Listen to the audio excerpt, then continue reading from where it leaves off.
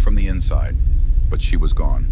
On June 8, 1989, police forced their way into a suburban home in Richmond, British Columbia. Every door was locked, every window was sealed, the security chain was fastened from the inside. But Cindy James, the woman who lived there, had vanished. 2 weeks later, her body was found in the yard of an abandoned house. Her hands were tied behind her back. A black stocking was wrapped around her neck. The coroner ruled it a suicide. But the evidence told a different story. This is the Cindy James case, one of the most disturbing unsolved disappearances in Canadian history. A locked room mystery that has baffled investigators, psychologists, and true crime researchers for over 3 decades. Cindy James was a 44-year-old nurse, calm, professional, well-liked in her community. But for 7 years before her death, she reported over 100 incidents of stalking, harassment, and physical attacks. Anonymous phone calls, threatening notes left on her car, break-ins where nothing was stolen. She was found unconscious in her driveway with a nylon cord around her neck. She was dragged from her car and injected with morphine. Her porch was set on fire while she slept inside. And yet, police could never find her attacker. Not a single suspect, not a single arrest, not a shred of forensic evidence pointing to anyone but Cindy herself. So what really happened? Was this an elaborate hoax? A case of extreme self-harm? Or was someone tormenting her in a way that left no trace? Let's go back to the beginning. Cindy's nightmare began in 1982, shortly after her divorce from Dr. Roy Makepeace, a psychiatrist. She started receiving bizarre, threatening phone calls. A man's voice, sometimes whispering, sometimes screaming. Then the physical evidence started appearing. Dead cats left on her doorstep, notes written in cut-out magazine letters, like something from a ransom demand. Her garden hose was cut. Her phone line was severed. In May 1983, she was found lying in her driveway, barely conscious, with a nylon stocking tied tightly around her throat. She couldn't remember what happened. The attacks escalated. In 1984, she was discovered in a ditch 6 miles from her home. Her hands were tied behind her back. She had been injected with morphine, a drug she had access to as a nurse, but she had no memory of how she got there. Police launched investigations. They installed alarms. They staked out her house. They tapped her phone, but they found nothing. No fingerprints, no witnesses, no suspects. By 1985, some investigators began to suspect that Cindy was staging the incidents herself. But those closest to her, friends, family, even her ex-husband, insisted she was genuinely terrified.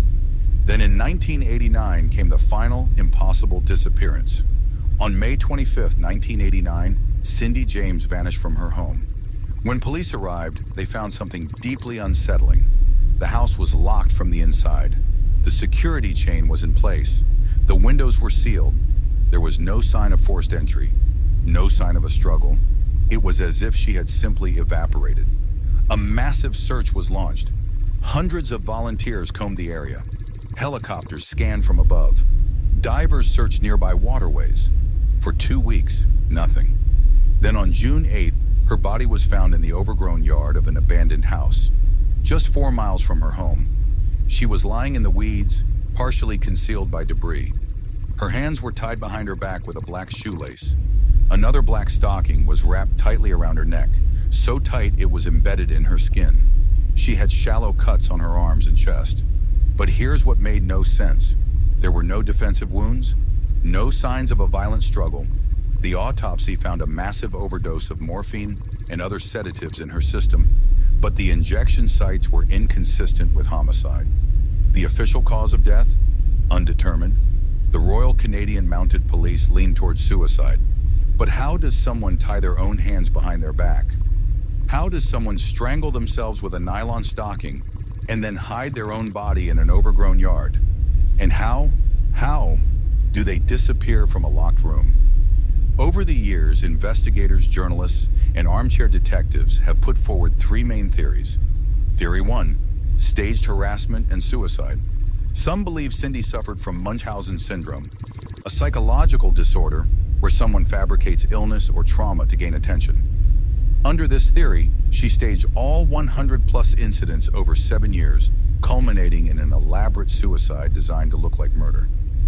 But critics point out the physical evidence, the injuries, the injections, the sheer endurance it would take to maintain this for nearly a decade. And the locked room.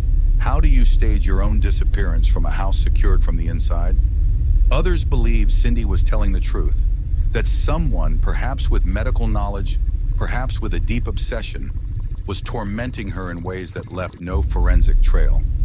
This person would have had to be meticulous, calculating, familiar with police procedure, familiar with Cindy's routines, and capable of making her death look self-inflicted. But who? Her ex-husband had an alibi. No other suspects ever emerged. And why would someone go to such lengths? Some researchers suggest a hybrid scenario that Cindy may have been both genuinely stalked and, over time, began fabricating incidents herself out of desperation when police stopped believing her. Trauma can blur the line between reality and perception. Fear can become self-sustaining. Perhaps in the end, she no longer knew where the real danger ended and her own paranoia began. But that still doesn't explain the locked room. What makes the Cindy James case so haunting is not just the mystery, it's the isolation. Imagine living in fear for 7 years, calling the police over and over, being doubted, being dismissed, watching people you trust start to wonder if you're imagining it all. At what point does being gaslit by your stalker become indistinguishable from being gaslit by everyone around you? Her house was locked from the inside, but she was gone. To this day, the Cindy James case remains officially unsolved. The locked room mystery has never been explained. The stalker, if there was one, was never found. Was this an impossible suicide? A perfect crime? Or something stranger? Something that defies the neat categories we use to make sense of death? The truth is, we may never know, because sometimes the most terrifying mysteries are the ones where every answer feels wrong. Cindy kept journals. She documented everything. She hired private investigators. She installed security systems. And still, no one could prove what was happening to her. Whether she was the victim of an invisible predator or her own unraveling mind, one thing is certain: Cindy James died alone, afraid, and disbelieved. And that might be the real tragedy of this case. So here's my question for you. If Cindy tied her own hands behind her back, how did she tie the final knot? Let me know what you think in the comments below.